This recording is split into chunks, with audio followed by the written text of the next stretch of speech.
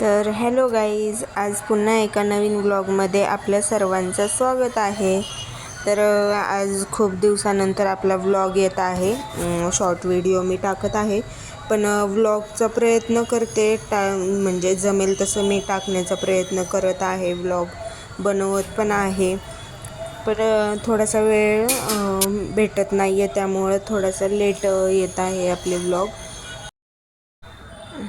तर इथे मी खिचडी बनवत आहे, कारण आरू आज जेवण नाही केलं तिने. भाजी चपाती नको म्हणली ती खाण्यासाठी, तिला नूडल्स खायचं होतं, पण नूडल्स पण नको म्हणलं, म्हणून मी इथं तिला आपली रेग्युलरची साधी मुगाच्या डाळीतली खिचडी बनवत आहे. इंद्रायणी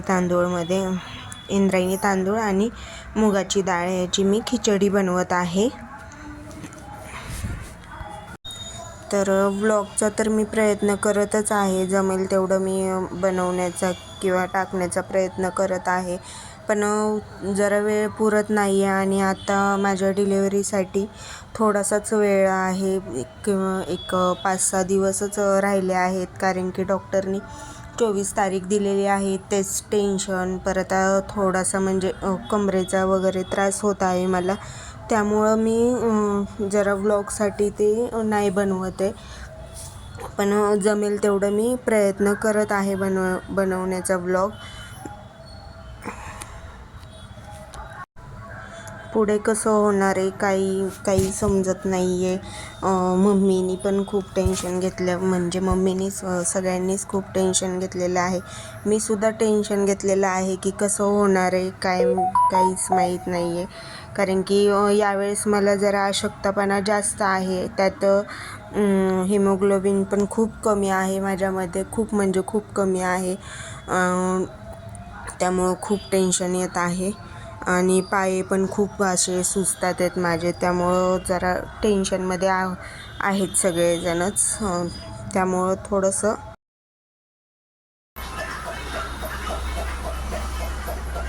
ते ठेव, आता इकडं हे घे. अशक्तपणा असल्यामुळे, आणि त्यात पहिली डिलिव्हरी तर नॉर्मल आहे माझी, आरूच्या वेळेस नॉर्मल डिलिव्हरी आहे, पण यावेळेस भीती वाटत आहे की सीझर वगैरे असं काही म्हणजे करावे लागू नये, म्हणून जरा टेन्शनमध्ये आहे मी. मला दुसरं काही नाही, फक्त त्याचंच टेन्शन आहे की नॉर्मलच झाली पाहिजे म्हणून. तर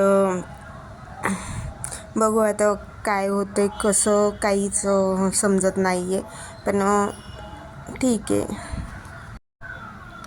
तर डॉक्टर म्हणले तर आहेत, आपण नॉर्मलच अगोदर म्हणजे प्रयत्न करूयात नॉर्मलचा. जर मला जास्तच त्रास वगैरे होऊ लागला तर मग आपण पुढं बघूयात काय करायचं ते, असं बोललेले आहेत डॉक्टर. कारण की ज्यावेळेस सोनोग्राफी वगैरे केली होती त्यावेळेस पाणी म्हणजे थोडंसं जास्त सांगितलं, आणि बाळाच्या मानेभोवती नाळ आहे असंही डॉक्टरांनी सांगितलं, पण ते एवढं काही म्हणजे हे नाही, प्रॉब्लेम नाही म्हणून म्हणले ते.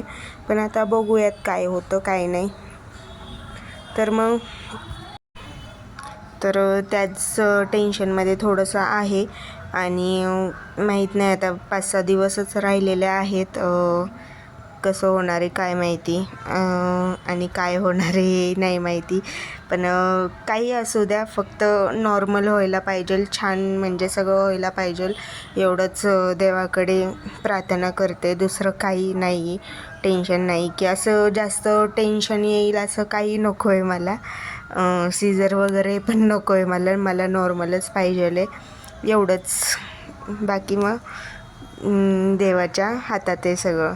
तर आजचा ब्लॉग आवडला असेल तर चॅनलला लाईक, शेअर आणि सबस्क्राईब करायला विसरू नका. धन्यवाद.